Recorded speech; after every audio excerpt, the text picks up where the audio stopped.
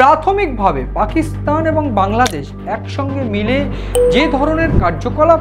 করার চেষ্টা করছে সেইগুলো আমি বারবার করে বলার চেষ্টা করছিলাম, কিন্তু ইতিমধ্যেই গোয়েন্দাদের তরফ থেকে যে তথ্য উঠে এসেছে যে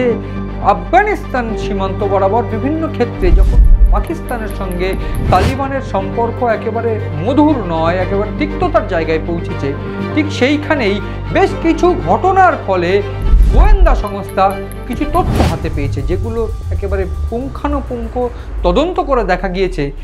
সেটা ভয়ানক। এবং কি সেই তথ্য আমি দেওয়ার চেষ্টা করব, সেক্ষেত্রে আমি বলার চেষ্টা করব যে ভারতকে মূলত পাকিস্তান এবং বাংলাদেশ মিলে কিভাবে টার্গেট করার চেষ্টা করছে, কোথায় কিভাবে আক্রমণ করার চেষ্টা করছে এবং কি ব্লুপ্রিন্ট এইবার ভারতীয় গোয়েন্দাদের হাতে। প্রাথমিকভাবে আফগানিস্তানের বিভিন্ন ক্ষেত্রে যখন তালিবানের সঙ্গে পাকিস্তানের সংঘাত বেড়েছে, ঠিক তখনই একজন আইএস জঙ্গিকে গ্রেফতার করে আফগানিস্তান, এবং যে জঙ্গি আফগানিস্তানে গ্রেফতার হয় সেই জঙ্গি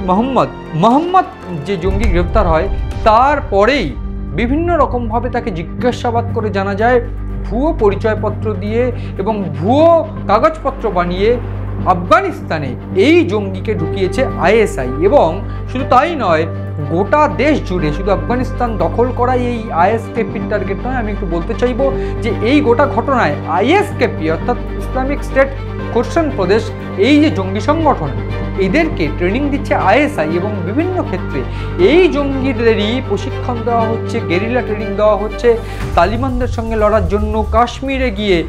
ভারতীয় সেনার বিরুদ্ধে লড়ার জন্য। যে এক্সক্লুসিভ তথ্য আমি দেওয়ার চেষ্টা করছি সেটা অত্যন্ত গুরুত্বপূর্ণ, তার কারণ ইতিমধ্যে আমরা জানি কাশ্মীরের বিভিন্ন প্রদেশে যেটা ভারতের দখলে রয়েছে সেই জায়গাতে বিভিন্ন ক্ষেত্রে বিভিন্ন জায়গায় ইতিমধ্যেই বেশ কয়েকজন জঙ্গিদের পাকড়াও করা হয়েছে, যেমন সার্চ অপারেশন জারি আছে। ঠিক এরই মধ্যে বেশ কয়েকজন জঙ্গিকে জিজ্ঞাসাবাদ চালাচ্ছে এনআইএ এবং বিভিন্ন ক্ষেত্রে পুলিশরাও সেই তদন্ত চালাচ্ছে, কিন্তু এনআইএর তরফ থেকে যে তথ্য উঠে আসছে যে এই জঙ্গি যারা গ্রেফতার হয়েছে তারা কিন্তু মূলত এই আইএসকেপির সদস্য, এবং ইতিমধ্যে